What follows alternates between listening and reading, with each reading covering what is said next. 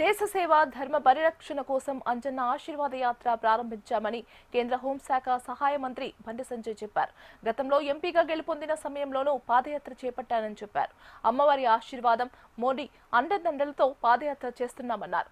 ఏపీలో ఉన్నది ఎన్డీఏ ప్రభుత్వమని, తెలంగాణలోనూ రాబోయేది డబుల్ ఇంజిన్ సర్కారే అని చెబుతున్న కేంద్ర మంత్రి బండి సంజయ్తో మా ప్రతినిధి గోపాలకృష్ణ ఫేస్ టు ఫేస్.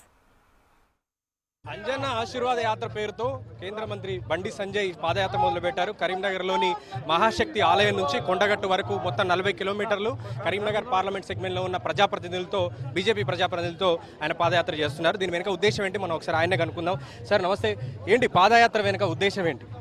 ఏం ఉద్దేశం లేదండి, అందరు తప్పుడు ఆలోచనలు ఉంటున్నాయి. అందరి అమ్మవారి ఆశీర్వాదంతో, స్వామివారి ఆశీర్వాదంతో మేము ఎన్నికల్లో గెలిచాం కాబట్టి, మోడీ గారి నేతృత్వంలో గెలిచాం కాబట్టి ఈరోజు గెలిచిన వెంటనే ప్రజాప్రతినిధులతో నడుచుకుంటూ యాత్ర చేస్తాం, మొక్కున్నాం కాబట్టి ఆ మొక్కు తీసుకోవడానికి మాత్రం యాత్ర చేస్తాం. యాత్ర ఫస్ట్ టైం కాదు, ఇంత కూడా చేస్తాం మేము.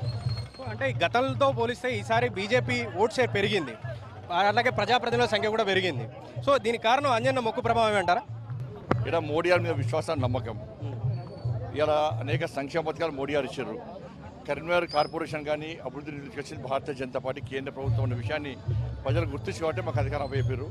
కాబట్టి రాబోయే రోజుల్లో ఇదే విజయ పరంపర తెలంగాణ రాష్ట్రం మొత్తం కొనసాగబోతున్నది. తప్పకుండా ఎలక్షన్ గెలవబోతున్నాం.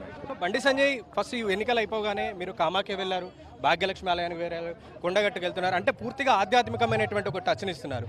ఈ టచ్ కారణం ఏంటి? అంటే మొక్కులేనా, లేదంటే ఇంకా ఏదైనా కారణం? నేను హిందువును, నా ధర్మాన్ని నమ్ముకుంటా, నేను నా దేవుళ్ళని నమ్ముకుంటా. ఆ దేవుళ్ళని మొక్కున్న ప్రజల ఆశీర్వాదంతో, మోడీ గారి యొక్క ఆశీర్వాదంతో, కార్యకర్తల కష్టార్జిత ఫలితంగా ఇలా మేము గెలిచాం కాబట్టి మొక్కు తీసుకోవడం, తప్పకుండా మొక్కు తీసుకోవాల్సిన అవసరం ఉంది కాదు, బాధ్యత మొక్కు తీసుకోవడం. సరే, మీ మొక్కులే అనుకోవచ్చు, లేదంటే బీజేపీ కార్యకర్తల్లో జోస్ వేసుకోవడానికి కావచ్చు.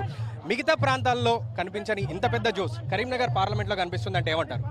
తెలంగాణ రాష్ట్రం మొత్తం ఇదే జోష్ ఉన్నది, ఇదే వాతావరణం ఉన్నది. కాబట్టి ఇవాళ కాంగ్రెస్ పార్టీ మీద ప్రజలు వ్యతిరేకతున్నది, బీఆర్ఎస్ పార్టీ మీద నమ్మకం లేదు ప్రజలకు.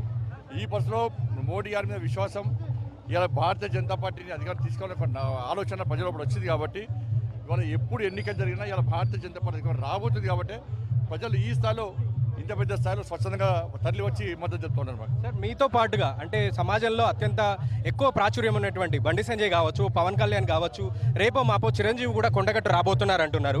సో చాలా మంది కొండగట్టుకు వస్తున్నారు, కానీ కొండగట్టు అభివృద్ధి మాత్రం అంత అనుకున్న స్థాయిలో లేదు అనేటువంటి ఒక భావన భక్తుల్లో ఉంది. దీనికి ఏం చెప్తారు? ఇప్పుడు పోయినసారి 10 సంవత్సరాలు బీఆర్ఎస్ పార్టీ అధికారంలో ఉండే ప్రసాదం స్కీమ్ కింద టెంపుల్ కారిడార్ చేద్దామని చెప్పి మేము ప్రణాళికలు తయారు చేసి ప్రభుత్వం అంతే కనీసం అప్రూవల్ ఇవ్వలే.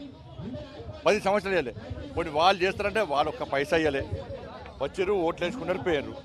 కానీ ఏ రోజు కూడా మేము కొండగట్టు అభివృద్ధి చేస్తాం, మాకు ఓట్లు వేయమని చెప్పలే. కానీ అయినప్పుడు కూడా మేము అభివృద్ధి చేయాలని లక్ష్యంతో ముందుకు వస్తాం, సపోర్ట్ చేయలే. ఇలా కాంగ్రెస్ పార్టీ అధికారులు వచ్చి 2 సంవత్సరాలే, ఒక్క పైసా కొండగట్టుకి ఇవ్వలే.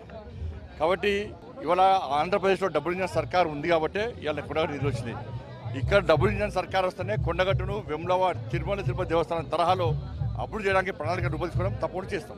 సార్, ఈరోజు కరెంట్ పాలిటిక్స్ ఒకసారి మాట్లాడితే మందుల శామ్యుల్ మాట్లాడిన వ్యాఖ్యలను ఏ విధంగా తీసుకుంటారు? ఇప్పుడు మీరు సమర్థిస్తారే పని. ఇప్పుడు హెచ్ఎన్ టీవీలో కూడా వ్యాఖ్యలు చూపెట్టారు.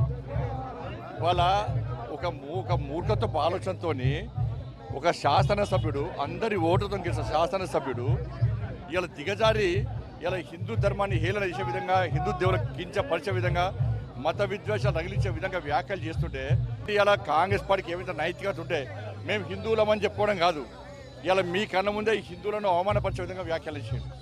అటువంటి వ్యక్తిని మీద క్రిమినల్ యాక్షన్ తీసుకోవాలి, శాశ్వతంగా ఆయన పార్టీ నుంచి బహిష్కరించాలి, డిస్క్వాలిఫై చేయాలి. సో ఇది మొత్తంగా కరీంనగర్ నుంచి కొండగట్టుకు మొక్కుకున్న మొక్కుల్ని తీర్చుకునేందుకు ప్రజాప్రతినిధులతో ఆయన పాదయాత్ర చేస్తూ ఉన్నారు. కెమెరామెన్ రవితో గోపాలకృష్ణ, హెచ్ఎం టీవీ, కరీంనగర్.